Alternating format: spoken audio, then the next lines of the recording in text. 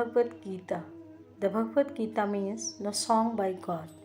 Often referred to as the Gita is a Hindu scripture which is part of the epic Mahabharata. It forms the chapters 23 to 40 of Book 6 of the Mahabharata called the Bhishma Parv. The work is dated to the second half of the first millennium BCE.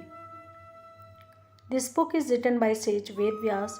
It is written in Sanskrit. It has 18 chapters and 700 verses.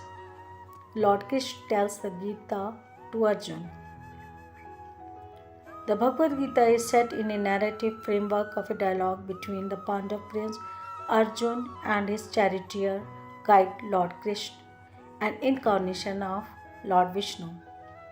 At the start of the Kurukshetra war between the Pandavas and the Kauravas, Arjun despairs thinking about the violence and death the war would cause in the battle against his kith and kins and becomes emotionally preoccupied with a dilemma. Wondering if he should renounce the war, Arjun seeks the counsel of Lord Krishna, whose answers and discourse constitute the Bhagavad Gita. Lord Krishna counsels Arjun to fulfill his Kshatriya, that is warrior duty, for the upholding of Dharma. The Krishna Arjun dialogue covers a broad range of spiritual topics, touching upon moral and ethical dilemmas and philosophical issues. The setting of the text on a battlefield has been interpreted as an allegory for the struggles of human life. There are 10 teachings of the Bhagavad Gita on personal growth. First is self-awareness. This verse highlights the eternal nature of the soul, urging us to realize our true self beyond the transient physical body. Second is detachment. By performing our duties sincerely without being attached to the outcomes, we can focus on self growth and overcome the anxieties of success or failure. Action speaks more than words. This verse emphasizes the path of Karma Yoga, which promotes selfless action. Equanimity. We can navigate life's challenges with inner peace and stability by practicing detachment from the results and remaining balanced. Fifth is mind control.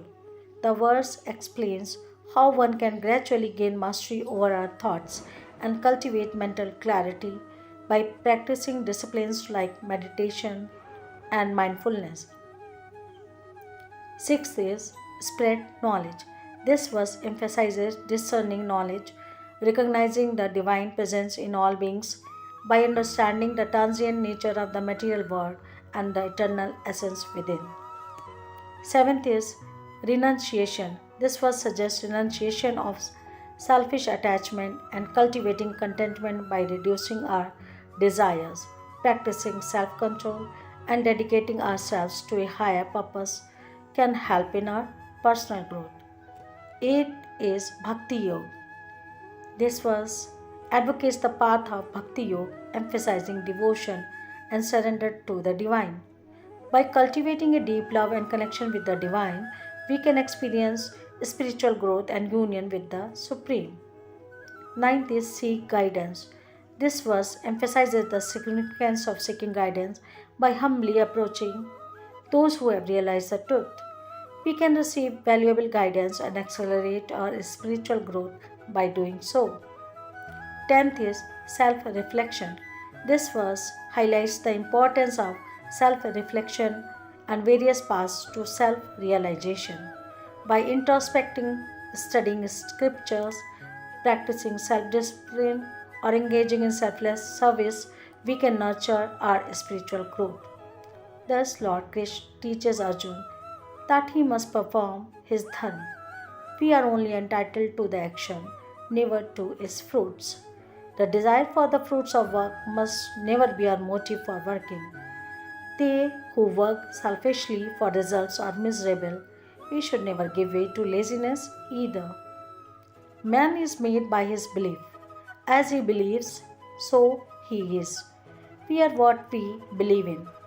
We become that which we believe we can become. Death is as sure for that which is born as birth is for that which is dead. But the spirit is beyond restriction. No one can bring an end to the spirit which is everlasting. Therefore, we should not grieve for what is inevitable. We should show goodwill to all and become fearless and pure. We should never waver in our determination or our dedication to the spiritual life. We should be self controlled, sincere, truthful, loving, and full of the desire to serve. We should realize the truth of the scriptures and learn to be detached and to take joy in renunciation. We should not get angry or harm any living creature, but be compassionate and gentle to all. We should avoid malice and pride to achieve our divine destiny. When a man dwells on the pleasure of sense, attraction for them arises in him. From attraction arises desire, the lust of possession, and this leads to passion, to anger.